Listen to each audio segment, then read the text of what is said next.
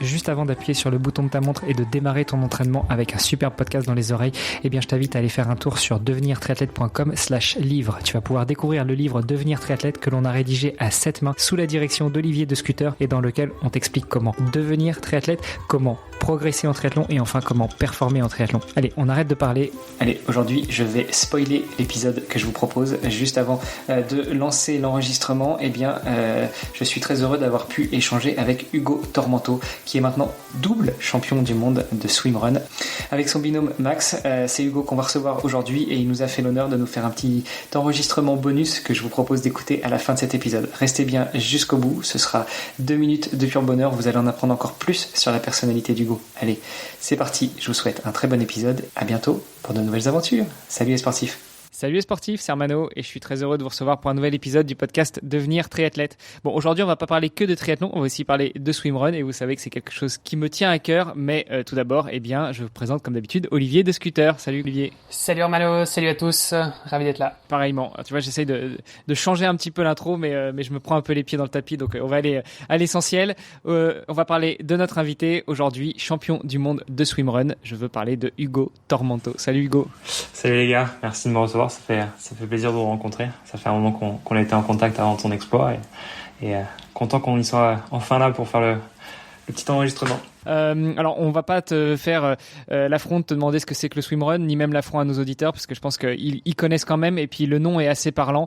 Mais on a une tradition dans le podcast, c'est qu'on donne la parole à nos invités pour se présenter. Donc, dis-nous tout. Qui est Hugo Tormento ? Hugo Tormento, Hugo Tormento, il a 30 ans. Il habite à Paris maintenant. Il a grandi dans les îles. Il vient de Nouvelle-Calédonie. Après, il est reparti en France. Il a quitté ses parents à l'âge de 15 ans pour faire des centres de formation en natation. J'étais dans des pôles France et autres pendant quelques années. En parallèle de ça, j'ai toujours continué les études. Quand j'ai arrêté la natation, d'ailleurs, je me suis vraiment concentré à fond là-dessus et j'ai fait une école de commerce. Derrière, j'ai été embauché par Le Coq Sportif. Et j'ai fait 3 ans sur le terrain dans le sud de la France pour Le Coq Sportif en tant que commercial terrain. Et puis depuis maintenant 2 ans, je suis sur Paris et je suis parti plus sur une partie direct consommateur pour Le Coq Sportif et je gère toute la partie commerciale pour eux.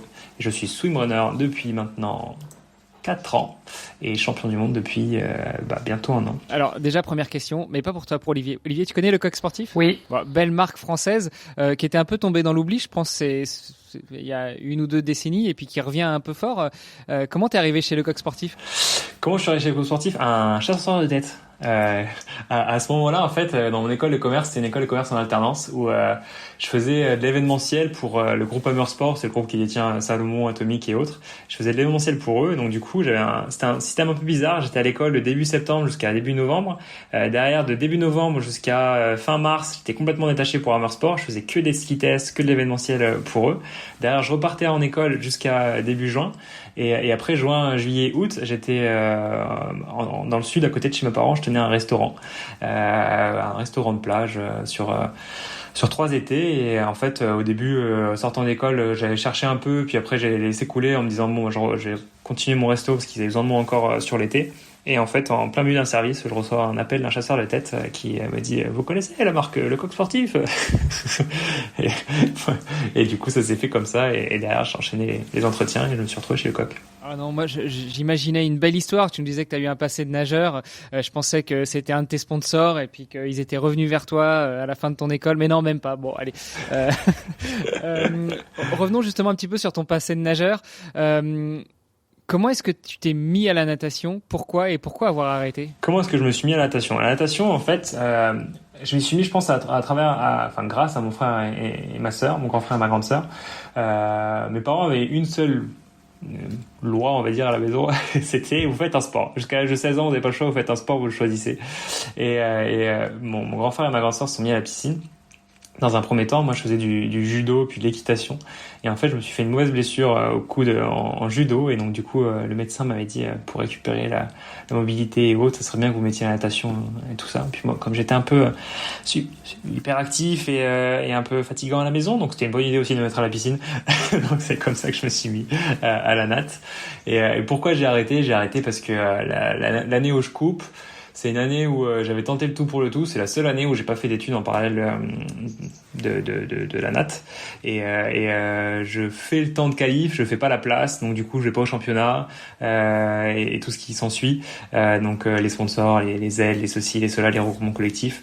Donc un petit coup dur sur la tête et aussi une réalité à ce moment-là. Si tu veux, je me rends compte que là, je me bagarrais pour aller à des championnats d'Europe et donc à rentrer dans un quota de 4 avec un temps à faire. Au final, je fais 5e et je fais le temps. Mais voilà, genre, je suis en train de me bagarrer pour ça. Pour l'année des Jeux, il fallait faire un temps et il fallait faire 2e.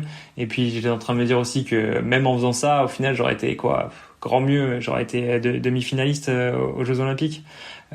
C'était pas ce qu'allait refaire ma vie et par contre j'allais devoir faire beaucoup de sacrifices à côté pour pouvoir le faire et j'étais pas prêt à faire ces sacrifices là pour potentiellement faire demi-finaliste aux Jeux Olympiques, sachant que personne ne se serait jamais souvenu de quoi que ce soit, vu qu'en natation ça va de mieux en mieux aujourd'hui, mais même si ça va bien, tu te rappelles des grands noms et tu te rappelles que le relais olympique du 4x100 a été champion olympique, mais je suis pas sûr que tout le monde sache me dire qui étaient les six relayeurs avec les remplaçants du matin. Ouais, c'est marrant comme approche parce que en général les sportifs et passionnés en plus te disent moi je ferai tout pour aller au jeu quelle que soit la place au final, et toi il y avait quand même cet objectif je veux y aller mais avec la manière, faire la place et puis qu'on se souvienne un peu de moi quand même.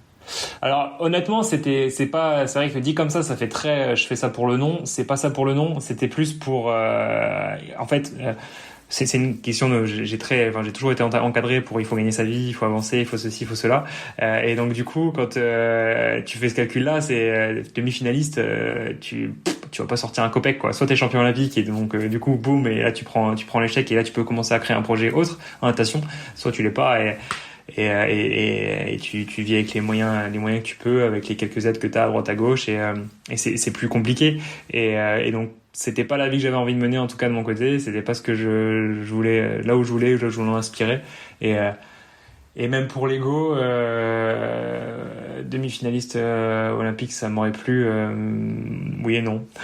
Champion olympique oui, mais demi-finaliste non. Bon, tu parlais de la natation et notamment en France, là faut le dire, on enregistre en plein pendant les championnats du monde de natation. On a un petit Français qui tourne pas trop mal, hein. Il a juste fait 3 records, il a éclaté le record de Phelps, donc lui je pense qu'il aura pas trop de problèmes pour qu'on se souvienne de lui et puis qu'il encaisse l'échec et qu'il passe sur un autre projet, non? Ah, Léon, ouais, clairement. Mais c'est rigolo en plus parce que Léon il vient tout juste d'éclore dans la sphère publique, si je puis dire. Mais ça fait 1 an que déjà, même plus que dans la sphère privée de la piscine, tu le connais. Mais là, ça fait 1 an qu'il explose tout aux US. Mais comme il est aux US et qu'il s'entraîne aux US, ça explose tout aux US. Ça n'a pas de répercussions en France. Donc c'est encore un mec lambda dans la rue. Et même là, quand il a fait le championnat de France qui était qualificatif pour les mondes, c'était il y a 2 mois, où déjà là, à ce moment-là, il avait fait des trucs assez monstrueux. Personne n'en parlait. T'as Flo Manodou qui passe, tout le monde s'arrêtait pour une photo, il y a Léon Marchand qui passe, personne sait qui c'est. Là tu vas voir que quand il va revenir du Japon, ça va être un peu différent quand même. Ouais, bon, écoute, on n'est pas forcément là pour parler des copains, même si on aimerait bien, si t'as le numéro de Léon, que tu nous mettes en relation, ça peut toujours être sympa. Mais on est là pour parler de toi. Donc, tu nous as dit un petit peu au début, et d'ailleurs, ça se traduit très bien dans ton handle d'Insta. T'as grandi en Nouvelle-Calédonie. Et comment après on fait pour revenir à Paris? Comment on fait pour revenir à Paris? Et tu sais, j'ai envie de dire, c'est la réponse un peu que t'as dans tout défi sportif en fait. Comment t'as fait pour traverser la France en courant? J'avais juste envie et j'étais au bout, quoi. Voilà, t'avais un objectif, t'avais des idées, t'avais des projets et tu t'as fait le projet. Pour moi, tout, c'est un peu tout et dans tout ce que je mène. Hein, il y a tu te mets la target de ce que tu veux faire et tu priorises par rapport à ce que tu veux faire, quoi. Donc si mon projet c'était d'avoir la place que j'ai aujourd'hui, bah, pour avoir la place que j'ai aujourd'hui, c'est où? C'est à Paris. Bon bah ok, bah c'est à Paris. C'est quoi que tu veux? C'est ta place ou c'est ta petite île paradisiaque? Fais ton choix. T'as l'un ou t'as l'autre, mais t'as pas les deux. Bon, est-ce que tu dirais que justement cette place dans ton île paradisiaque, en tout cas pendant ton enfance, a aussi contribué à ce que tu éclos en natation, que tu prennes du plaisir et puis que t'aies la caisse, parce que nous on te voit en visio, c'est sûr que t'as pas ma caisse à moi, t'as vraiment une caisse de nageur là. Ah, ça c'est sûr. Moi, ça a été un truc qui m'a énormément aidé à plein de niveaux. Pourquoi? Parce que le premier, là-bas, enfin, plutôt ici à Paris, à 6 heures du matin, tu te bagarres pour entrer dans un RER, avec des gens bourrés ou des gens qui vont travailler. À la base, c'est à partir de 4h30, 5h, tu te bagarres sur le trottoir pour faire ta place pour courir. Donc, tu vois, c'est déjà pas la même mentalité autour du sport. Les gens, même en fin de journée, ils bossent très tôt le matin. Généralement, tout le monde commence à bosser à partir de 7h, 7h30 le matin. Et derrière, ils coupent plutôt tôt. Ils coupent vers 5h, 5h30 parce que derrière, ça part faire du sport. C'est toute une atmosphère qui est complètement différente par rapport à ça. Et autre chose aussi, ça c'est un jeu de société. En Calédonie, on a notre gouvernement, on appartient à la France, mais on a une législation qui est propre au territoire, parce qu'on est une collectivité territoriale, et donc du coup on a les calendriers scolaires qui ne sont pas les mêmes. Le calendrier scolaire français et celui qu'on connaît tous, et le calendrier scolaire calédonien, c'est février-décembre. Donc du coup la saison sportive en Calédonie, c'est la même saison sportive qu'en France. Donc, en fait, la période hivernale où il fait pas beau dehors, il fait froid, et tu vois pas le jour parce qu'il fait nuit toute la journée, et que t'es censé faire le foncier, en tout cas dans mon sport, du coup, ça te tape bien fort sur le moral. Moi, je suis où? Je suis en vacances. C'est l'été, il fait chaud, et j'ai des amplitudes horaires interminables. Donc je peux mettre toute mon énergie dedans et à côté de ça faire la sieste ou aller jouer avec les copains, sans me poser la question de savoir ce qui se passe à l'école ou autre, et en plus de ça dans un cadre qui est paradisiaque. Donc ça forcément ça a eu un gros impact, je pense, sur mon début de carrière nageur. Bon, et comment on passe d'un nageur à un nageur potentiellement olympien qui finalement se dit bon bah ça va être beaucoup de peine perdue pour peut-être pas en faire ce que je voudrais, donc je vais me mettre dans le boulot, et après tiens, je découvre le swimrun, puis accessoirement je deviens champion du monde. Quand on passe de tout ça, on passe la famille du début à la fin, c'est la famille. La natation, du coup, c'est le grand frère et la grande sœur, mais avec le cadre des parents. L'accompagnement pour venir un peu plus pro, c'est le padré et la madré qui m'ont emmené sur ce projet-là et qui m'ont accompagné et soutenu jusqu'au bout dans tous mes choix. Derrière le boulot, c'est un oncle qui me coach chez Hammersport, et puis après c'est le chasseur de tête qui fait que je suis chez le coq sportif, et à ce moment-là en fait c'est à force de rien faire, parce que quand j'ai complètement arrêté de nager au début, j'ai fait un peu une overdose de sport, donc je me suis bien enfaté sur le canapé, et là c'est mon frère qui à nouveau m'a challengé en me disant bon, arrête de t'engrossir, viens refaire du sport, et viens on fait un Ironman ensemble, et donc ça c'était un projet où je lui dis ok go sur 1 an et demi, parce que je sais pas ce que c'est que faire du vélo et courir. Puis moi je faisais une épreuve qui faisait moins de 2 minutes, donc passer sur Ironman c'est quand même pas pareil. Et donc là sur le chemin de ça, il me dit tiens, il y a un truc ça s'appelle Otilo en Croatie, ça nous fera un petit voyage sympa, ça fait un premier effort où tu nages et tu cours, au pire courir tu marches, nager tu sais faire, ça fera un premier effort de 5 heures sur la route de l'Ironman, ce sera pas trop mal, et on va là-bas et on se fait embrigader en plus par l'atmosphère et des copains qu'on rencontre sur place. Derrière on switch complètement le projet, on oublie complètement le vélo, et on reste sur nager, courir. Donc l'Ironman t'as jamais fait? Tu l'as pas fait? J'ai fait 2 half, 2 fois X, mais j'ai pas fait le full. Pas fait le full parce que ça, je pense que ça viendra peut-être un jour, mais pour l'instant j'ai pas, en tout cas je suis pas du tout tombé en amour avec la bicyclette, et ça prend quand même beaucoup de temps quand tu veux faire du longue distance, c'est quand même un gros sujet, donc ça j'ai mis priorité sur le swimrun. Peut-être qu'un jour je repartirai sur Iron, mais c'est pas du tout aujourd'hui c'est pas dans les objectifs. C'est étonnant parce qu'en général, la plupart des triathlètes, peut-être plutôt débutants en général, en tout cas qui découvrent le sport, souvent ce qui coince justement, c'est plus la natation, plus que le vélo. Ou éventuellement la course à pied, mais enfin, le vélo en général, c'est ce qui reste le plus facile.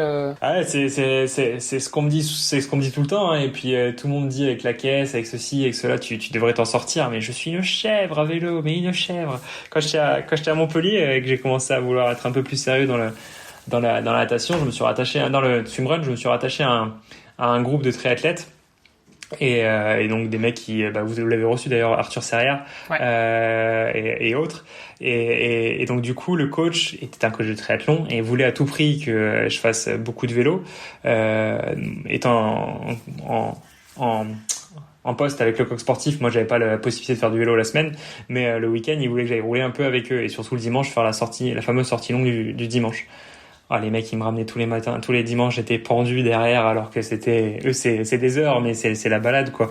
Moi, j'étais pendu, j'en pouvais plus, et puis le lundi matin, c'était un calvaire, quoi. C'était un calvaire. Bon, c'est vrai qu'il y a la durée qui est pas la même. Une petite sortie course à pied ou une petite sortie natation, enfin une séance natation, ça va relativement vite. Tu restes pas des heures dedans, quoi. Alors qu'à vélo, effectivement, tu peux vite partir sur 5-6 heures. Donc c'est vrai qu'il y a un côté chronophage. Après, en général, je trouve que c'est plus abordable. Encore une fois, hein. Bon, faut s'acheter le vélo. Donc, je parle pas du côté financier, mais je veux dire, se familiariser avec le sport, en tout cas, souvent, c'est plus simple. Mais je sais pas pourquoi les muscles ils répondent pas. Ils apprécient pas. Et ouais, c'est clair. Hein, les muscles sont toujours un petit peu sollicités de manière différente, ça c'est certain. Et du coup, t'as découvert la course à pied en fait avec Otilo. J'ai découvert la course à pied avec Otilo, ouais. Okay. Au final. Et au final, ça fait pas si longtemps que ça. Ça s'est passé comment les débuts, parce que ça fait combien de temps 2018, je me suis mis à. Ah ouais, donc c'est assez récent quand même. Et justement, tu as découvert ta transition de nageur à swimrunner. Ça a été plus facile que de te mettre au vélo? Ouais, clairement. C'est assez dingue, hein. Alors, c'est peut-être parce que je suis nageur que j'arrive à dire ça, mais le swimrun, j'ai l'impression de toujours en récupérer l'autre partie, en fait. C'est-à-dire que quand je cours, je suis en train de carboniser mes jambes, mais mes bras ils sont en train de récupérer. Puis quand je vais dans l'eau, je récupère des jambes et je carbonise les bras, et puis ainsi de suite. Donc alors, je reviens pas, c'est pas un reset à zéro, hein, faut pas se mentir non plus. mais ça a un petit truc, je trouve, sur l'organisme qui fait que bon, j'arrive à reprendre un peu d'énergie dans les membres d'une discipline à l'autre. Tiens, Ego, comme le pull boy en plus. En triathlon, on dit que on perd la course en natation et on la gagne en course à pied. Ouais. En swimrun, ça donne quoi? Tu la perds ou tu la gagnes avec le binôme? Tu la perds ou tu la gagnes avec le binôme, clairement. Franchement, je pense que la plus grosse force, c'est le binôme. C'est le binôme. Après, tu peux faire des écarts à pied, tu peux faire des écarts dans l'eau. Aujourd'hui, on a réussi l'année dernière, on a fait beaucoup d'écarts en nageant, mais on a réussi aussi à en faire aussi à pied. Donc, je pense que c'est le binôme qui fait le plus gros. Mais je veux dire, il y a en termes de temps. Bon, tu vas me dire, ça dépend parce que tous les parcours sont à chaque fois différents, mais je veux dire, grosso modo, c'est plus ou moins 50% du temps dans l'eau, 50% en courant ou pas du tout? C'est pas forcément comme ça, je dirais plutôt un 40-60 en moyenne, parce que grosso modo, hein, une Coupe du Monde, c'est 8 dans l'eau et 32 à pied. Sauf que 8, en tout cas à mon niveau, 8 c'est 2 heures.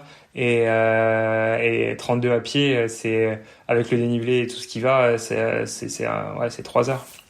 C'est un peu moins de 3 heures, c'est plutôt 2 heures et demie. Ouais, non, t'es pas très loin du 50-50 en fait. Ouais, t'as raison. Après, sur Otilo, les championnats du monde, pour le coup, là par contre, c'est que 10 dans l'eau. Donc 10 dans l'eau, c'est 2h30, 2h45 suivant le nombre de transition. Et les 60 à pied,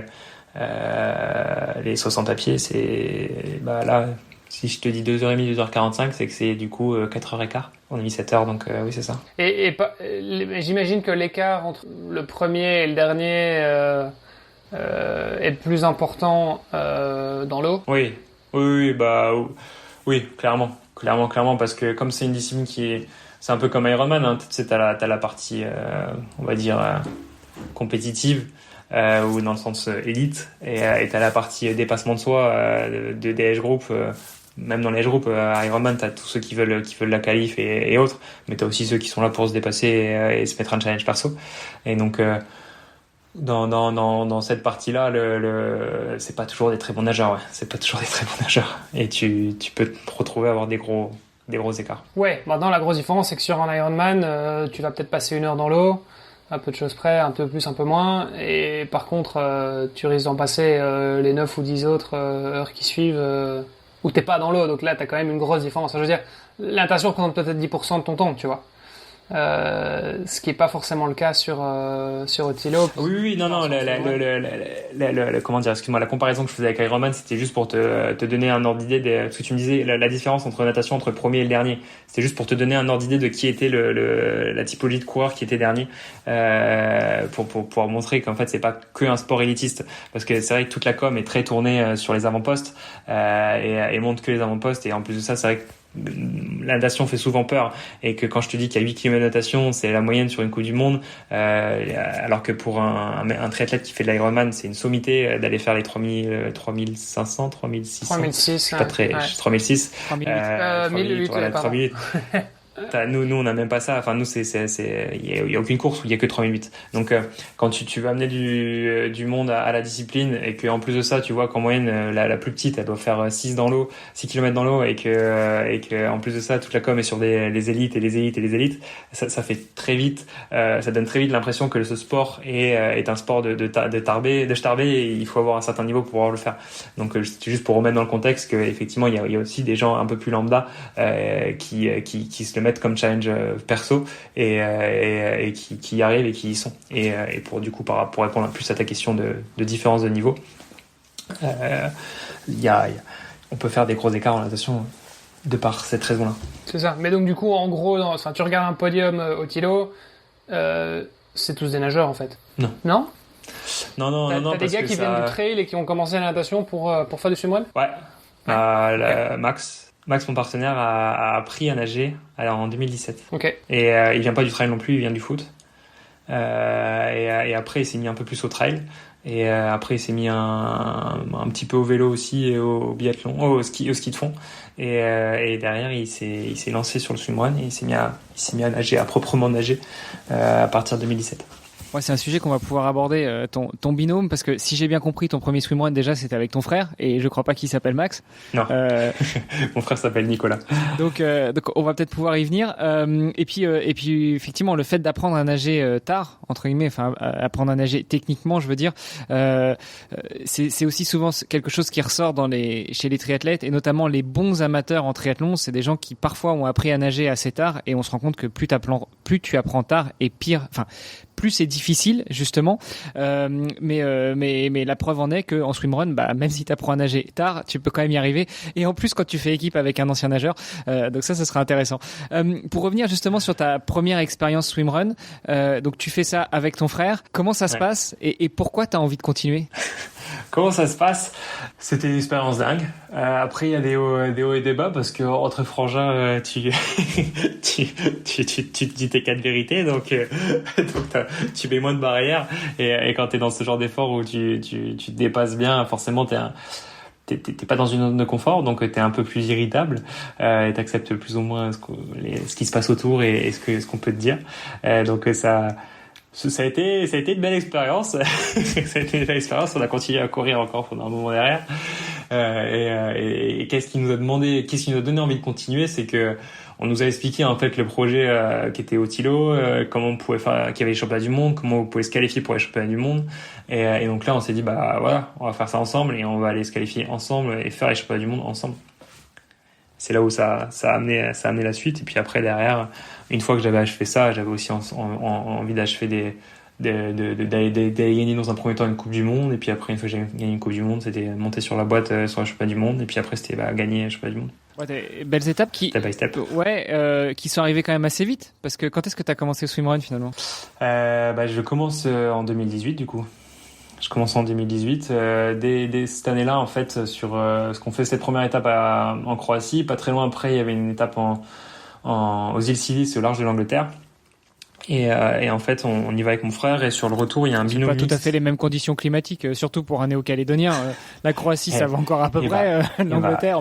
Les îles Scilly, figurez-vous, c'est des petites îles au large de l'Angleterre. C'est paradisiaque, ce truc. C'est incroyable. C'est incroyable. Alors la météo est pas, je suis d'accord, ça reste. Il fait froid, hein, c'est l'Angleterre. On n'est pas aux Caraïbes non plus, mais le sable blanc, non, c'est très très beau, très très beau. Et du coup, on se retrouve sur le bateau là-bas avec un binôme mixte qui s'était un peu pris le chou et qui appartenait à un team qui est un peu un team pro et qui avait besoin que ce binôme mixte soit représenté au championnat du monde. Et le problème, c'est que quand tu t'engueules dans un binôme mixte, le truc le plus important, c'est pas le garçon, c'est la fille, parce que c'est plus facile de trouver un garçon qui a le niveau d'une fille qu'une fille qui a un niveau très très très compétitif pour pouvoir courir les garçons. Et donc du coup. Comme il fallait remplacer le garçon dans le binôme, on a entendu que j'étais dans le coin, que je savais nager et que je savais courir à peu près. Donc on m'a proposé la chose. Donc dès la première année, je me suis retrouvé à faire les championnats du monde. C'est bien, ça te met dans l'ambiance. Carrément. Ouais. Du coup, t'es allé en Angleterre avec ton frère et finalement t'as couru avec un binôme mixte. Non, j'ai couru avec mon frère. Et c'est juste au championnat du monde j'ai couru en mixte, mais à cette étape en Angleterre, j'ai couru avec mon frère. J'ai couru avec mon frère. Et du coup, après, l'année d'après, je fais 2019, je fais avec mon frère. Et puis après 2020, il n'y a pas, c'était Covid. 2021, je fais troisième avec mon ancien partenaire qui est Mathieu Poulain, qui est un Français. Et l'année dernière, du coup, 2022, avec Max, champion. Bon, faut qu'on vienne là-dessus. Donc, premier championnat du monde en binôme mixte. J'imagine que vous faites un beau classement. On fait 6, je crois, en mixte. On fait 6. Après, en fait, tu cours 2,5 km, puis tu nages 1009 d'entrée, et après tu as une petite île. Et en fait, sur cette petite île, je chute, et là, je me sors la rotule. Donc là, c'était un peu compliqué. Et en fait, si tu veux, comme c'était un binôme pro, ils m'avaient tout payé pour que j'y aille sur place. Ils avaient pris le billet d'avion, ils avaient payé l'inscription à la course, ils avaient tout payé. Donc, du coup, je me sentais un peu redevable. Donc, je me suis dit, bon, ils ont pas payé tout ça pour que je bâche au bout de 3 km 8. Donc, je serre les dents et au final je finis la course, mais je m'étais explosé le genou complet. Et on joue les avant-postes jusqu'à kilomètre 40-45. Et là il y a un moment de passage à vide où le genou je pouvais plus le lever en fait. J'arrivais plus à le lever. Et comme t'es dans une partie qui est très trail et où t'as des rondins à enjamber et tout un tas de choses, quand tu peux pas lever le genou, c'est compliqué. Et donc du coup, ça a été un petit calvaire jusqu'à la fin. Mais on finit 6, donc c'était une belle expérience. Ouais, belle expérience quand même, carrément. Donc ça, c'était sur les terres d'Otilo. Donc c'était là-haut, en Suède. C'était là-haut, en Suède, ouais. Entre l'île de Sandam et de Utö. Bon, et ça va, pas trop froid pour un néo-calédonien immigré dans le sud de la France Non, franchement, c'était pas trop froid. On a eu des années pas trop froides là-dessus. Et puis, en plus de ça, quand t'es dans ton sujet, que t'es focus, que t'as l'adrénaline et t'as tout ce qui se passe plus la douleur, bon, tu penses à d'autres choses qu'au froid à ce moment-là. Puis, t'as les équipements qui sont de plus en plus performants aussi là-dessus. Donc, on n'a pas eu de sujet là-dessus. C'est pas été, en tout cas, la course que je me rappellerai comme étant la course la plus froide. Bon, enfin, en tout cas, ça t'a pas empêché de te dire je vais continuer. Tu vois, c'était juste là que je voulais venir sur le point pas trop froid, pas trop dégoûté en fait. Et du coup, t'as continué. Du coup, comment est-ce que tu construis le reste du projet ? C'est-à-dire retrouver quelqu'un pour faire un autre binôme, pas mixte cette fois-ci, partir dans un projet championnat du monde et puis après continuer les années qui suivent jusqu'à monter sur la boîte. Comment s'est construite toute cette histoire-là ? Donc du coup, là, je vous ai raconté comment j'ai rencontré cette demoiselle. Derrière, moi, le projet de base, c'était quand même de faire les championnats du monde avec mon frère. Donc quand je me sors cette rotule et je redescends sur Montpellier, je venais tout juste d'arriver sur Montpellier, d'intégrer le coq sportif. Et donc du coup, je connaissais pas cette ville, il fallait que je me trouve un kiné. Je connaissais des triathlètes à qui je dis mais vous avez pas un kiné ? Il me file un numéro d'un kiné qui me récupère et ça, ce kiné, c'est Mathieu. C'est mon ancien partenaire. Et donc du coup, Mathieu me soigne pour la rotule. Après, il me réathlétise parce comme il est triathlète, il m'avait fait un peu de séance à pied pour que je me réathlétise.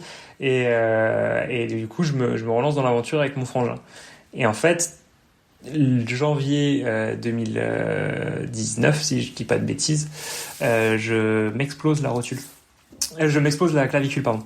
Et donc du coup, là, rebelote, je repars par Mathieu. Tu fais ça comment pour la clavicule ? Parce que ça, c'est typiquement le truc de cycliste, ça. Je fais ça sur un footing un dimanche matin, le lendemain de Noël ou presque, avec mon frère. Et on discute, on fait pas gaffe. Et là, il y avait la partie sur les trottoirs, vous savez, où ça descend et ça remonte pour les personnes, pour les gens à mobilité réduite. Et en fait, je me prends les pieds dedans, je pars vers l'avant. Et c'était un moment où il refaisait un peu la rigole et autres. Et donc, il y avait un trou. Et j'ai l'épaule qui était en bas du trou, la tête en haut du trou et l'arête au milieu qui était sur la clave. Et poum, chapeau. Ah merde. Bon bah voilà, on a un point commun en dehors du fait qu'on nage et qu'on court, on s'est tous les trois fait la clavicule. C'était un truc assez sympa. C'était sympa. C'était même en début janvier que je me fais ça. Et donc du coup derrière Mathieu me reprend sur la clave, sauf que comme je fais un peu blessure sur blessure, c'était un peu plus dur dans la tronche. Et là Mathieu me met le challenge de dire bah tiens on va faire la Croatie, c'était en mars. On va faire la Croatie en mars, ça nous donne 10 semaines pour que tu récupères ta clave, que tu t'entraînes et qu'on ait fait la Croatie ensemble. Et donc du coup on a fait ça et il s'est mis à fond dans le projet. Et puis on part là-bas en Croatie, et en fait en Croatie on finit 6 je crois ou 5 au global, et du coup on prend une qualif pour les championnats du monde. Et donc là du coup il laisse la place à mon frère, parce que c'était le projet que je le fasse avec mon frère, donc j'y vais avec mon frère. Et mais du coup j'avais cette envie avec Matt de se dire bah bien, première qu'on fait, on fait 6, sortie de clavicule, bon il y a quelque chose à jouer quand même.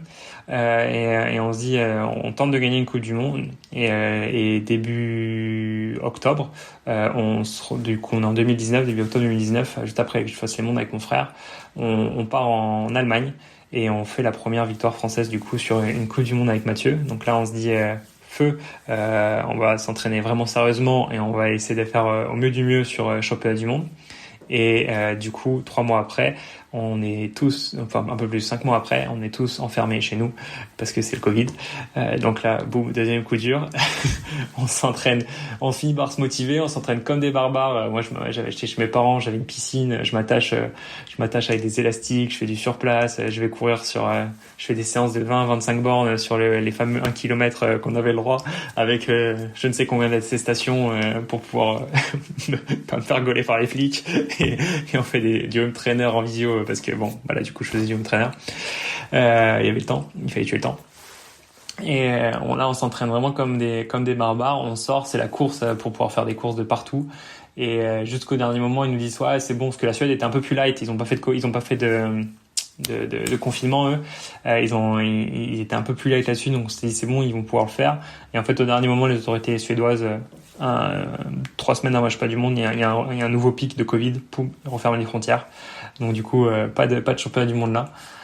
Donc on poursuit avec Mathieu jusqu'à 2021 ensemble, et en fait 2021 on fait les championnats du monde ensemble avec Mathieu, on finit 3, et on se bagarrait avec la tête de course jusqu'à la moitié, et là c'est Mathieu qui se tord la cheville, et en fait en se tordant la cheville il se fracture un des os, un des métatarses.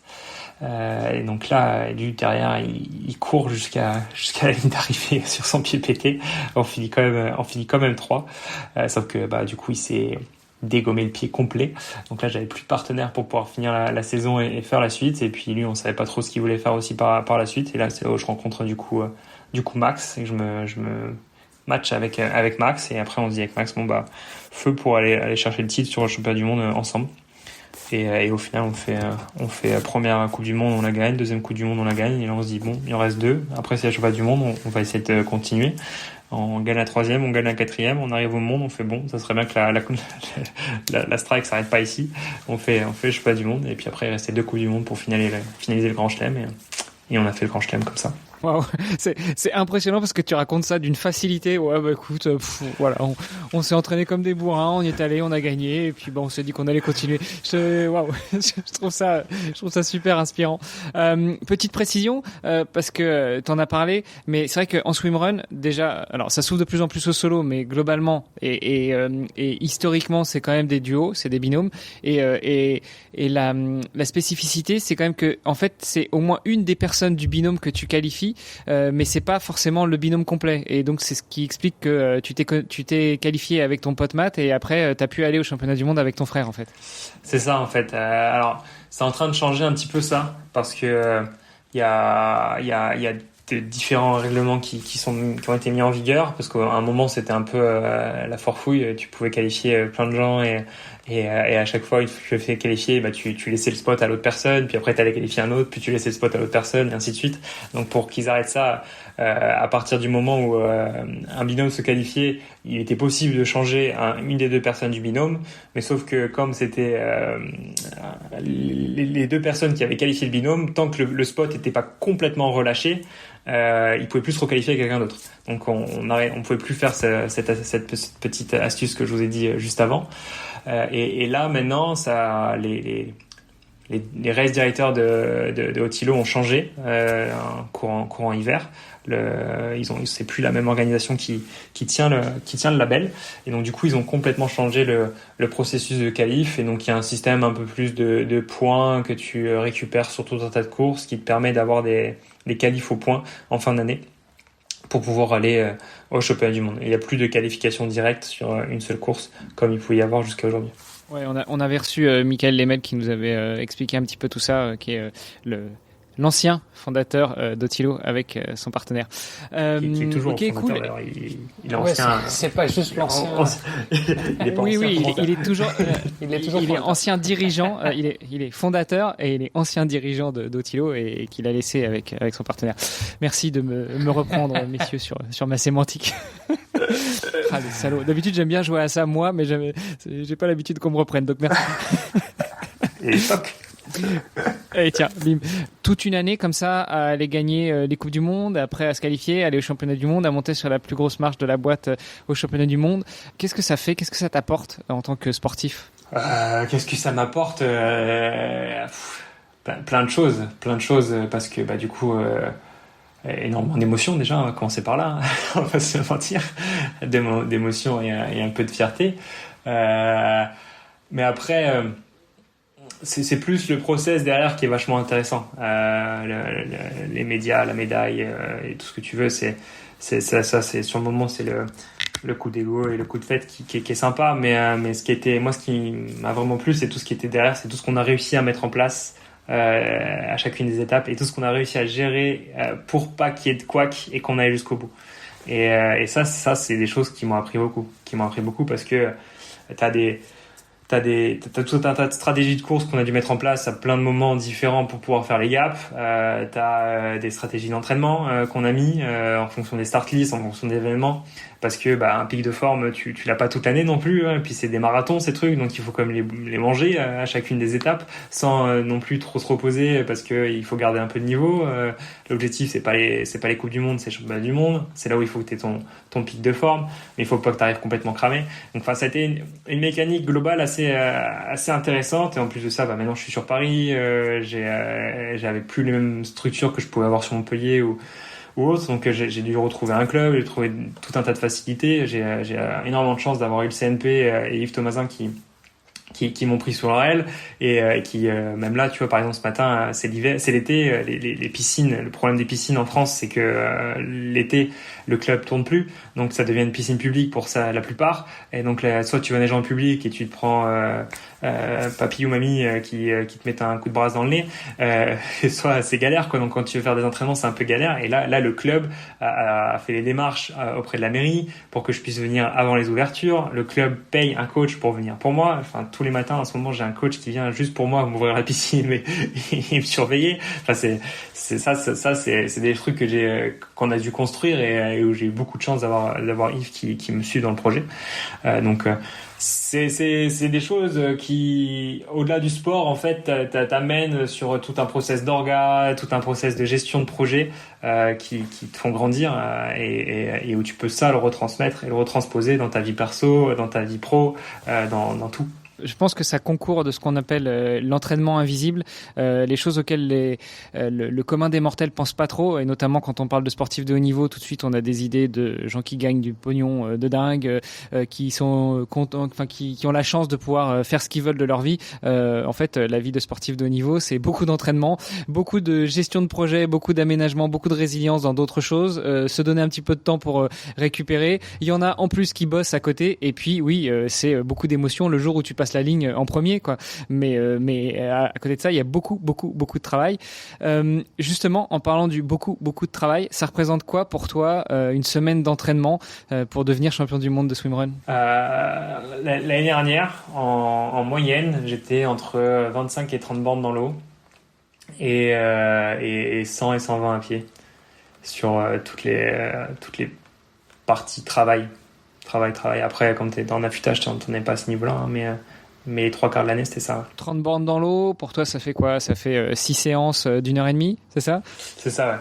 30 bornes dans l'eau, c'était 600 heures. Puis 120 bornes à pied, ça représente quoi 15 heures 120 bornes à pied, non, ça représentait un peu moins, ça représentait 10 heures, 11 heures. Ouais, donc t'es entre 15 et 20 heures par semaine, quoi, sur une semaine normale, comme tu dis, hors affûtage, hors stage spécifique de prépa, etc.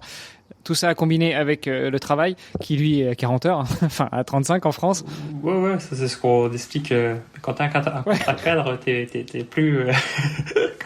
Non, mais t'es au forfait, donc tu peux faire 20 ou tu peux faire 80, tu choisis. Non, mais et l'autre difficulté de ce que je comprends aussi, c'est que le swimrun, c'est en tout cas dans son aspect le plus noble, c'est du binôme. Et en général, en binôme, on s'entraîne un petit peu ensemble. Sauf que toi, ton binôme, il est pas en France et encore moins à Paris. Ouais, mon binôme, il est à Göteborg, donc la côte ouest de la Suède. Comment on gère ça ? Nous, on gère parce que déjà, on s'est au téléphone tout le temps pour suivre un peu tout. Mais le choix qu'on a fait, c'est d'avoir des coachs distincts parce que c'était plus simple pour un suivi global de la prépa. Par contre, on s'est mis d'accord sur quel moment on voulait être ultra en jus, quel moment on veut pas l'être et on peut être en forme fatigue ou autre. Et surtout, on s'est mis d'accord sur les allures. Les allures de qu'est-ce que c'est qu'une course à pied sur World Series, qu'est-ce que c'est qu'une course à pied sur Championnat du Monde. Pour qu'on travaille pour être dans les mêmes conditions par rapport à la course. Et après, du coup, c'est le petit suivi hebdo, de savoir au téléphone, de suivre comment ça va pas, les blessures et les séances que tu as passées, et ci, et ça. Donc, c'est beaucoup d'échanges pour se connaître. Donc ça, c'est ce qui se passe dans le gros de l'année. Et après, on fait aussi, en parallèle de ça, on essaie de faire 2 stages ou 2 moments où on se regroupe et on passe un peu plus de temps ensemble parce qu'il faut aussi gérer toute la partie transition où c'est une grosse partie du sport où tu peux gagner et perdre beaucoup de temps. Et aussi pour pouvoir mieux se connaître quand dans un film, parce que t'as beau te dire les choses, il faut aussi savoir un peu lire le non-verbal sur l'autre et connaître à son rythme respiratoire ou à sa foulée que là ça va ou là ça va pas. Donc pour pouvoir anticiper ce qu'il va falloir anticiper ou gérer ce qu'il y a à gérer sur la course et aussi créer juste des familiarités rien qu'en passant du temps ensemble. Puis aussi parce qu'on s'apprécie, donc on fait pas ça que c'est pas que très professionnel, c'est aussi amical. Ouais, j'imagine que le côté lire le non-verbal, ça doit être plus facile quand tu fais une course avec ton frère, mais tout ça c'est des choses qui s'apprennent justement avec tes binômes.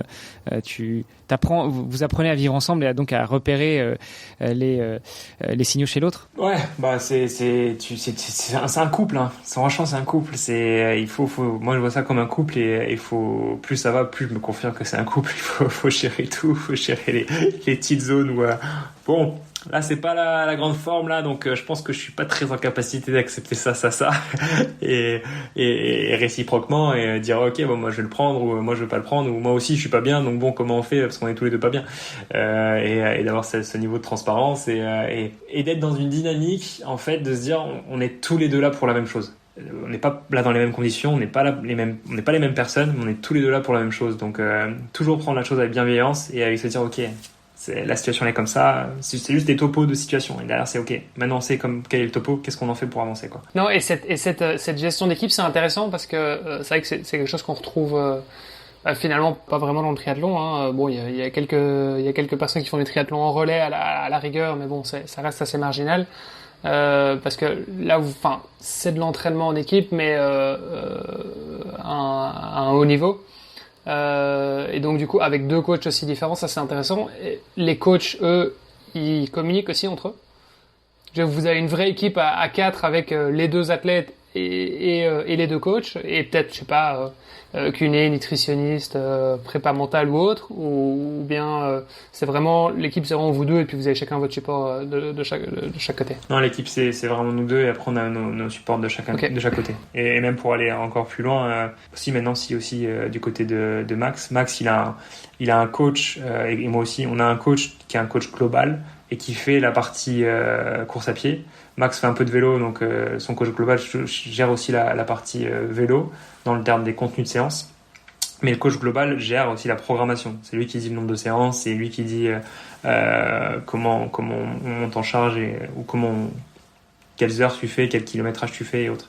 Et pour la partie piscine, Max est rattaché à un club de natation et moi aussi du coup avec le CNP. Et donc là c'est vraiment le CNP où je lui donne plus où est-ce que je suis, qu'est-ce qu'il faut qu'on fasse. Je lui transmets les infos du head coach, mais c'est lui qui fait le contenu de la séance en lui-même.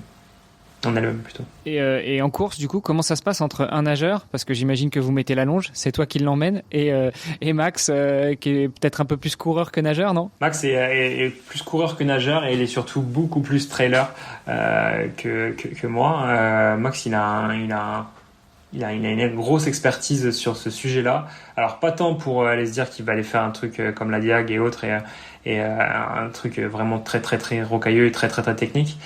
En fait, il a une aisance sur les typologies de terrain où on est, où le gars il avance, il fait ses mails, il fait tout ce qu'il veut, tout ce que tu veux, et en même temps tu lui rebalises, tu vois. Donc et son cœur il a pas bougé d'un iota en termes de battement. Donc c'est un gros avantage et toi t'es là derrière, tu suis et en fait tu as juste à suivre les pieds, donc il les met au bon endroit, donc t'as juste à faire pareil et tu t'embêtes pas à devoir gérer l'allure, à devoir gérer où est-ce qu'est la prochaine balise, je vais aller à gauche, à droite et en même temps gérer le fait qu'il y a un rond de moi au milieu et que du coup il faudra peut-être mettre plus mon pied là pour être plus efficient. Ça c'est un truc que lui gère très très bien et c'est souvent lui qui est leader sur ce sujet-là. C'est marrant parce que du coup c'est là que tu le suis. T'as un pas ou deux de retard sur lui, quoi. Il y a pas 2 mètres entre les deux, quoi. Non, on est quand même très souvent collé. Alors quand on court, on n'a pas la longe hein, quand on court. Mais oui, ça j'imagine. Je suis ultra collé à lui. Alors, après, dès que c'est plat, on est côte-côte. Parce que c'est quand même plus sympa que d'être l'un derrière l'autre. C'est plus sympa, mais en termes de performance, c'est peut-être pas ce qu'il y a de plus malin. Par rapport à l'aérodynamisme, tu entends ? C'est-à-dire que si tu te mets derrière lui ou fais des petits relais, tu gagnes un petit peu. Alors bon, c'est clair que c'est pas comme un vélo, mais t'as quand même un petit effet. C'est comme quand tu prends les pieds en natation, tu sens l'effet aussi. Ouais, il y a un petit effet. Après, l'effet aussi moral que d'avoir le gars à ta gauche ou à ta droite et à qui tu peux discuter sans devoir crier et avoir une tête un peu derrière et un peu devant est tout autant bénéfique. Attends, quand tu dis discuter, explique-nous un petit peu, c'est quoi que t'appelles discuter ? C'est juste stratégique de 50, ils se racontent leurs histoires. C'est 7 heures les gars si pendant 7 heures on est là comme ça à deux et qu'on se dit rien, c'est mort. On discute un peu, donc le gros de la discussion est très tourné sur la course, hein, donc sur la stratégie, beaucoup de points de passage, sur qu'est-ce qu'on peut faire. Les trucs les plus communs, c'est des checkpoints, de dire bon bah là on vient de monter sur cette île là, donc du coup là il y a tant à nager pour avant d'être à l'eau, qu'on soit aligné et qu'on se remette juste ensemble à distance de combien on va courir. S'il y a une stratégie, on sait un moment de stratégie, c'est comment tu te sens pas, est-ce que tu as de jus, est-ce que ça va pas, donc c'est juste un check d'énergie et de se dire ok, est-ce qu'on reste sur ce qu'on s'est dit, est-ce qu'on adapte la stratégie ou est-ce qu'on l'adapte pas. Donc c'est un moment d'échange un peu plus comme ça.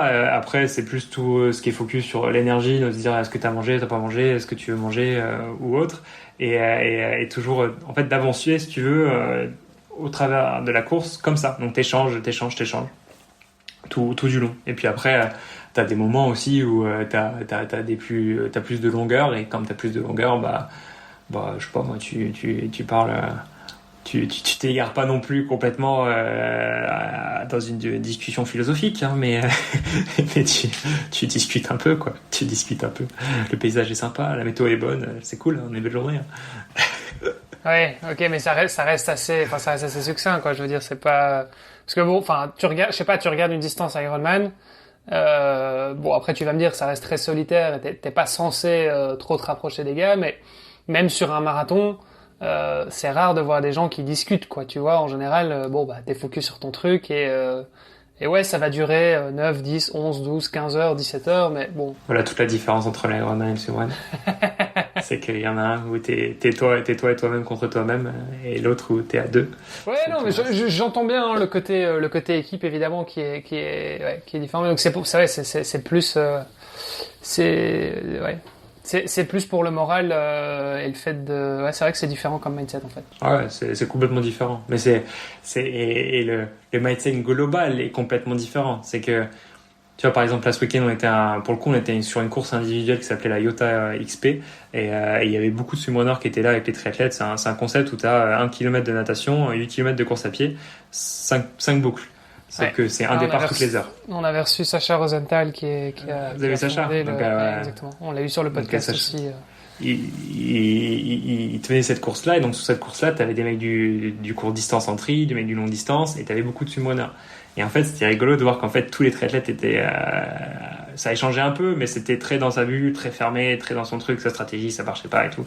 Les swimrunners étaient tous au même endroit en train de discuter et de se donner des conseils les uns les autres, tu vois. Et même quand je me suis fait... on s'est doublé et autres sur la course, et même avant le départ encore, tu as des conseils stratégiques où nous on était là, on discutait, et dans la course, quand allez mon gars, allez vas-y, pousse, machin et tout, alors que les triathlètes, il n'y en a pas un seul qui m'a dit quoi que ce soit. et c'est pas une critique, hein. C'est juste un constat, c'est un mindset qui est complètement différent du triathlon. C'est beaucoup plus dans le partage. Le mec débarque sur un podcast devenir triathlète et il clash les triathlètes. Ah, pas du tout. Je constate. Ah, ouais, je constate. Mais non, c'est vrai. Non, mais c'est vrai que non, mais il faut avouer aussi certaines choses. C'est vrai que le triathlon a un côté très parfois très compétitif. Encore une fois, ça dépend. C'est-à-dire que toi, j'imagine que t'étais avec un peu l'élite du triathlon et qui est vraiment là pour la gagne. Et effectivement, c'est très compétitif. Mais tout comme ça le serait sur une ligne de départ d'un marathon. Oui, c'est clair que si t'es avec les coureurs élites ou à vélo, enfin peu importe, mais je pense que dans tous les sports où il y a beaucoup de compétition, parce qu'il y a de l'enjeu, parce qu'il y a aussi pas mal de gens qui sont professionnels, qui vivent de ça aussi, donc c'est une dynamique qui est effectivement un peu différente. Et je pense que dans le triathlon, effectivement, il y a un peu ce côté plus élitiste que tu retrouves peut-être un peu moins je sais pas, même peut-être dans le trail, tu vois, qui sont encore des sports qui sont plus des sports passion, dans le sens où il y a peut-être moins de professionnels dans ces sports-là, je pense. Ouais, je connais un peu moins bien le milieu, mais je suis assez d'accord que l'analogie est plutôt bonne avec le trail. Il y a le côté plus convivial, plus tranquille. Oui, c'est un sport encore plus nature. Je pense que ouais, t'as aussi ça, tu dois avoir peut-être ça aussi dans le Xterra versus le triathlon entre guillemets traditionnel de route, où t'as un esprit un peu plus sympa. Moi, je sais que quand je vais faire des séances de piste et que j'encourage d'autres gars qui courent sur la piste, au début les mecs te regardent avec des yeux mais qu'est-ce qu'il veut lui, puis après une dizaine de tours, ils commencent à comprendre qu'en fait t'es pas là pour l'envoyer chier, mais juste pour le soutenir, et puis que t'as aussi le droit d'applaudir quand je passe parce que ça fait plaisir. Donc c'est l'esprit swimrun, quoi. C'est ça. C'est l'esprit en fait, c'est presque, ça se rapproche un peu de comment ça s'appelle, le CrossFit. Le CrossFit, tout le monde applaudit tout le monde. Alors au début, ils se regardent beaucoup, hein, bien évidemment, mais je sais que dans les CrossFit Box, en tout cas peut-être pas au niveau élite, mais dans les CrossFit Box, dès que t'as fini, le mot d'ordre, c'est t'as fini, maintenant t'applaudis. Et toute l'équipe applaudira jusqu'à ce que le dernier ait fini et fait son mode. Ah, c'est cool. Mais bon, ceci dit, allez, pour prendre quand même un peu la défense du triathlon, tu regardes à chaque fois systématiquement le dernier arrivé sur un triathlon. En général, c'est lui qui a le plus gros applaudissement, le speaker qui, enfin, tu vois, c'est là où t'as quand même un gros truc aussi, donc.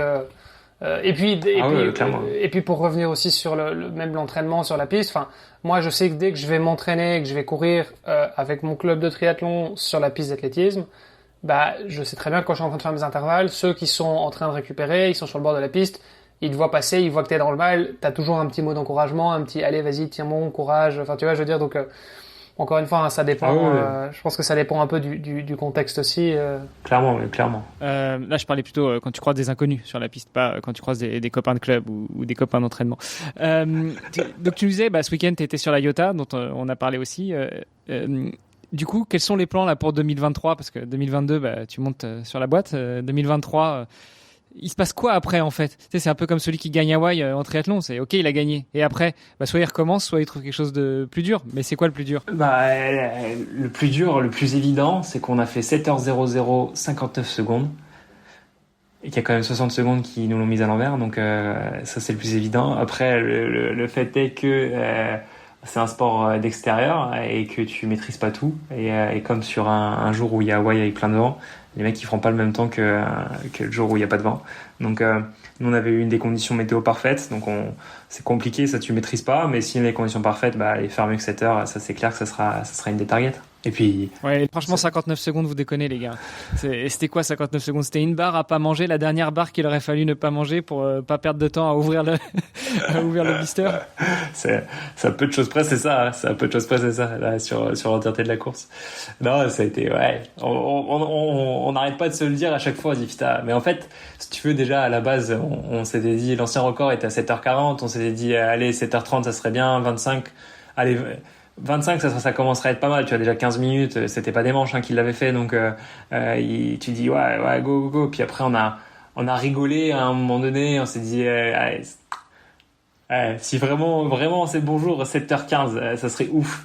Et en fait, à la fin 7h0, ça c'était jamais passé par notre tête, si tu veux. Et en plus de ça, au contraire du triathlon, pour le coup, tu t'as aucun repère. Enfin, ou du moins, c'est pas encore suffisamment professionnel pour avoir des repères. C'est-à-dire que où nous en tout cas on l'avait pas construit comme ça, et on s'était pas dit il faut être si t'es à tel temps là, tu es encore dans les bases du record, ou t'es pas encore dans les bases du record du monde, comme tu pourrais avoir par exemple sur natation qui est en ce moment à la télé, tu sais à chaque fois quel est le split qui a été fait au 50, au 100, au 150, au 200. Nous on les avait pas forcément en tête, donc on s'en est pas plus rendu compte que ça. Et puis en plus, comme c'est encore un sport qui est assez jeune, je pense qu'on est très loin des limites humaines. Et donc l'année où il avait fait le record, les gars avaient été très très forts sur les 5 premières heures, et après il y a eu un petit coup de mou. Et en fait, nous on avait un peu d'avance sur les 5 premières heures, mais on a vraiment beaucoup mis surtout sur la fin, et encore plus sur les 3 derniers kilomètres. D'ailleurs, tu parles d'un peu d'avance. Il y a combien avec les deuxièmes, s'il te plaît? Là, il y a 40 minutes, je crois, ou un truc comme ça. Ouais, voilà. Donc, vous faites 7-0-0 et vous mettez 42 minutes au deuxième binôme, tout dans la modestie, quoi. Bon, mais c'était, voilà, tu vois, c'est pour ça, c'est aussi pour montrer que c'était un truc qu'on pouvait pas le savoir, tu vois, et savoir qu'on était en train de jouer ça à 60 secondes. Ouais, parce que ça, tu ne savais pas, du coup, parce que t'as ta montre qui tourne, ça se passe comment? Tu ouais, t'as ta montre qui tourne.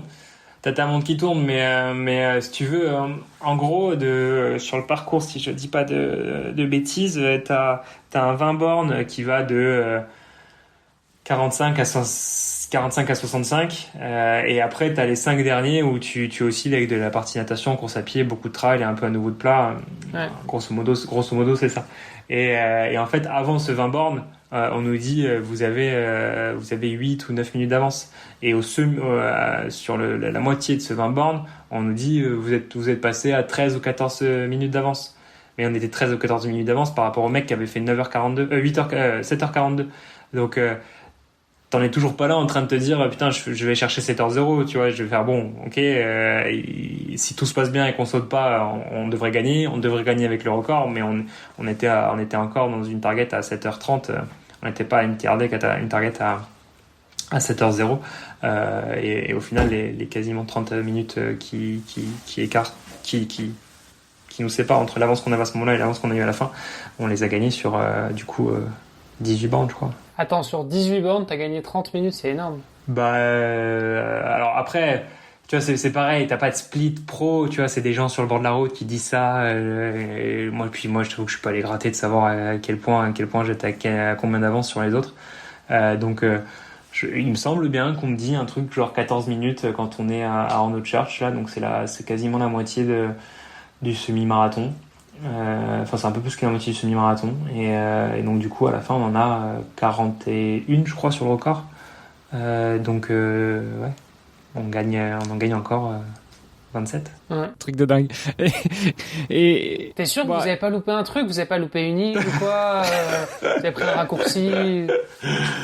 Non, mais après les gars ont eu un gros coup de bambou, je crois, sur la fin, et en fait il y a les dernières îles, elles sont très très techniques, donc tu peux perdre beaucoup de temps suivant comment tu t'es organisé. Et ça sur les transitions, ça peut aller vite. Déjà, tu peux vite perdre une minute de transition. T'as au minimum, t'as 4 reels. Donc 4 reels, ça fait 8 transitions. Ça fait déjà 8 minutes. Derrière, il suffit que la deuxième partie du semi, ils aient pris un bon gros coup de bambou, alors que nous, on a accéléré. Tu peux faire tomber sur 10 bornes 1 minute au kilo. Boum, bah là, entre ce que je viens de te dire avant et ce qu'on a fait tomber là, on a quasiment fait tomber 20 minutes. Et il s'avère qu'après, sur les 3 derniers kilomètres, là, on s'est rendu compte de ce qu'on était en train de faire. Et là, on s'est dit, c'est la dernière sortie d'eau, il nous restait 3 km 5, je crois. Et là, on se dit, putain, 7 heures, en fait, si vraiment on s'énerve de fou, ça peut le faire. Et en fait, on pose 3,20 au kilo pendant 2 km et quelques. Et là, après, j'étais rabat parce que du coup, j'avais mis la corde parce que Max me dit, allez, tire, parce qu'il avait un peu moins de jus. Et moi, j'étais rabat complet, j'ai les jambes coupées. Et donc là, cette partie-là, c'est pas grand chose, mais c'est 3 kilos. Sur 3 kilos, on court à 3. Ouais. Au début, on a 3,20. Après, à la fin, je pense qu'on ralentit bien. On doit être à 3,40, 3,45. Mais eux étaient à 5,30. Donc voilà, déjà, rien que sur ces 3 kilomètres-là, tu rajoutes 5 minutes encore qu'on a pris. Et c'est ça. J'imagine que là, tu fais pas ta liste de course. Là, tu discutes pas de la pluie du beau temps. Là, tu penses juste à la ligne d'arrivée. Là, on est sorti de l'eau. J'ai fait Max. et il a même pas parlé. Il a dit, mets la corde. On s'est pas regardé, on s'est pas parlé. Il a fait, mets la corde. Ça voulait tout dire. C'était, allez, on y va. Il avait vu l'heure. Là, tu dois bien sentir le goût de sang dans la bouche, le lactique qui pousse. Ce que j'ai senti surtout, c'était les cuisseaux là qui étaient en train de crisper, tu sais, l'espèce de raisin sec. C'était pas la sensation la plus fun. Surtout que t'as quand même 6h55 dans les pattes et dans les bras. Et puis tu termines à du 3,20, 3,40, mais c'est rapide quoi. C'était une journée incroyable. Ouais, et comment on se remet de ça du coup? Et bah comment on s'est remis ça? Bah le lendemain à 10h j'étais en réunion. et voilà. Hein. Et puis après bah tu remets des footings, tu remets de l'entraînement. Moi je suis plus dans l'actif pour récupérer que dans le passif. C'est-à-dire que ouais, je repars directement sur un footing le lendemain pour décrasser un peu les jambes et sortir tous les petits déchets que t'as à droite à gauche. Ouais, mais ça, moi, je suis d'accord. Je préfère aussi, arrêter complètement. Je trouve que c'est, après, pour te reprendre, t'as du mal, quoi. Pour se reprendre, c'est dur. Ouais. Alors, sur la théorie, je suis d'accord avec vous. Sur la pratique, quand tu reprends dans la vie normale, boulot, femme, enfant, etc., du coup, tu te dis, bon, bah, je voulais pas, mais je vais pas aller courir ou je vais pas aller nager aujourd'hui. Du coup, 2023, vous allez chercher le sub 700. On va le chercher, c'est ce que je te dis. Je sais pas la météo qu'on aura ce jour J. Ça se trouve, on aura une eau glaciale. Ça se trouve, il y aura du vent.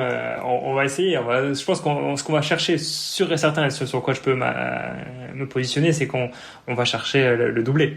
Après le sub, ça sera la cerise. Bon, mais du coup, j'en déduis que vous êtes déjà qualifié, tout est déjà prêt, les billets d'avion sont déjà bookés, les valises sont fermées et tout.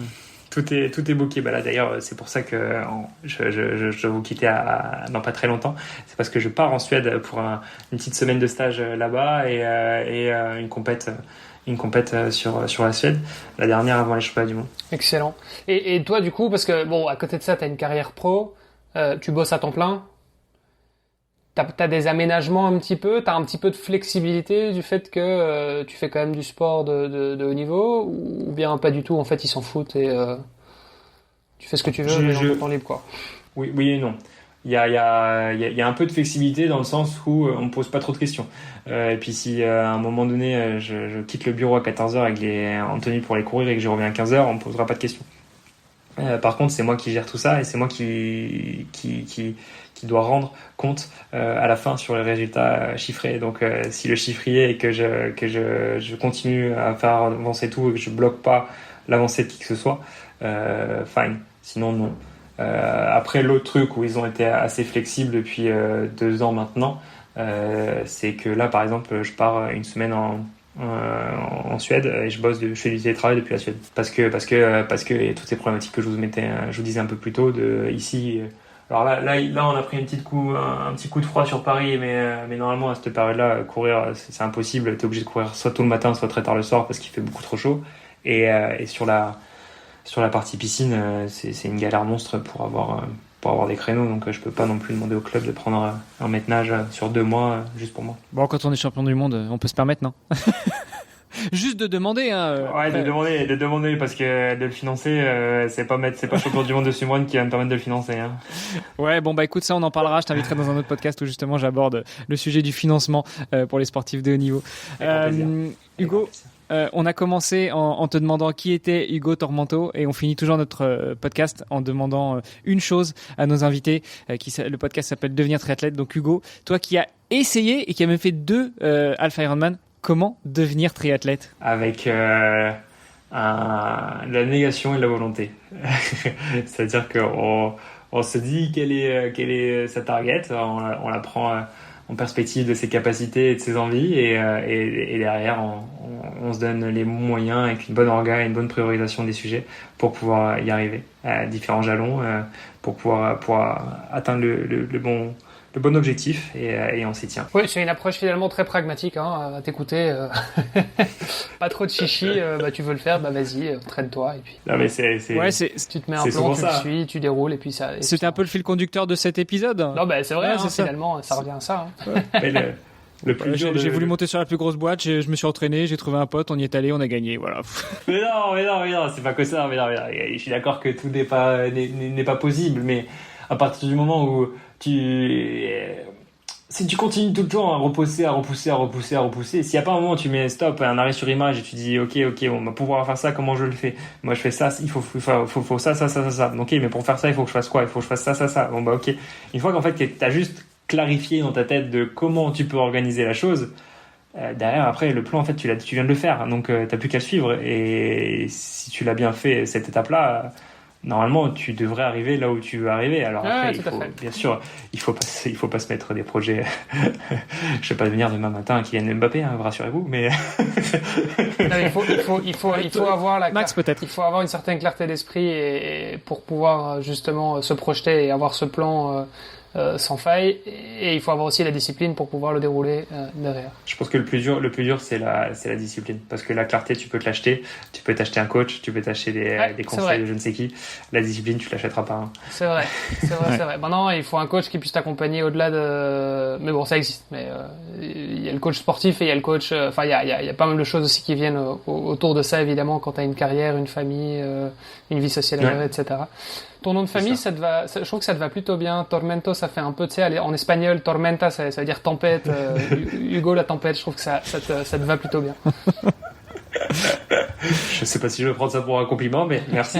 Mais si, la tempête, tu vois, c'est qui nous fait qui nous termine en 7h01 et qui met 40 minutes au deuxième. 0059. 0059. Enfin, tu vois, je veux dire, j'y tiens beaucoup à cette seconde, tu vois. Ouais, non, mais ça te colle bien. Ça te colle bien. Bon, super. Merci, écoute, Hugo, on te libère. Merci pour ton temps. En tout cas, c'est très cool d'avoir pu parler un petit peu swimrun avec toi. Merci beaucoup, les gars. Et on te suivra évidemment pour les prochaines aventures. Avec grand plaisir. Et je tiens à préciser, j'aime beaucoup les triathlètes. J'ai rien contre les triathlètes. J'ai un gros problème contre la bicyclette. Ça, on est d'accord. Mais c'est pas pareil que les triathlètes. On t'attendra quand même sur un parcours Ironman ou quoi prochainement, voir un petit peu comment tu te recycles. Je trouverais bien quelqu'un qui va m'embrigader dans un truc comme ça. Ouais. Bon, écoute, en tout cas, merci beaucoup, Hugo. Juste pour ceux qui voudraient te suivre un petit peu sur les réseaux, c'est Hugo_Newcal comme Nouvelle-Calédonie, n'est-ce pas? On te souhaite tout à fait une bonne continuation, un bon stage en Suède. Tu salueras Max pour nous. On suivra ce qui se passe à Otilo cette année, et on espère que vous serez non seulement tout en haut, mais en plus que vous irez gratter ces 59 secondes qui font tâche un petit peu sur votre dossier média. Yes, super. Salut Hugo, salut Hermano, salut à tous. À très bientôt. Ciao. Ciao l'équipe, merci beaucoup. Merci d'avoir écouté cet épisode jusqu'au bout. N'oubliez pas de rejoindre notre groupe Facebook pour discuter avec les invités, commenter et poser vos questions. Et Olivier et moi, nous vous répondrons dans un prochain épisode. À la semaine prochaine. Salut les sportifs. Salut Hermano. J'espère que tu vas bien depuis cet enregistrement. Petit coucou quelques mois après, parce que du coup désormais l'objectif a été atteint. On a réalisé le doublé. C'était un jour incroyablement dur parce que j'ai chopé le Covid une semaine avant. J'étais alité complet pendant 5 jours et à 5 jours de prendre le départ, j'étais encore au lit. Au bout de ma vie, je tremblais de pouvoir même peut-être prendre le départ ou pas. Le matin même, j'étais pas bien sûr et je m'étais dit bon, on ira au plus loin qu'on peut puis on verra. Et au final, une grosse bagarre avec la tête. Max qui a été incroyable et qui a été vraiment d'une grande aide ce jour-là pour rester positif et sortir le meilleur. J'ai un peu serré les dents toute la journée. Puis en plus, je me suis rajouté un peu de piquant parce que je me suis fait une petite extension qui a fait que j'ai eu une petite fissure sur le tibia de la jambe droite au bout du 1,25. Donc je te laisse imaginer comment la fin a été compliquée. Mais on a bien serré les dents et maintenant c'est fait quoi. C'est fait donc super content. Super fier d'avoir dépassé autant mes limites et surtout très très content de ce moment, de cet apprentissage.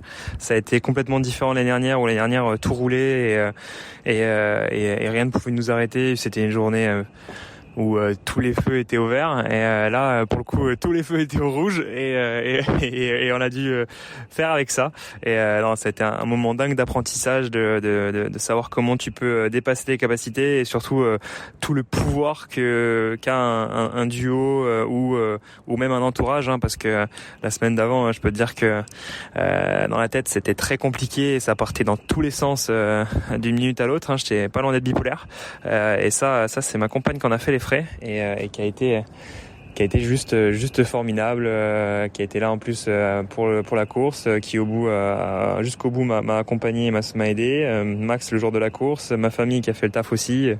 Donc ouais non, toute la force d'un entourage, d'un collectif, tout ça pour une course qui se fait à deux et qui au final était presque une bataille contre moi seul parce que c'était moi seul qui avait des problèmes. Donc c'était un énorme apprentissage et vraiment content d'avoir pu réaliser ça.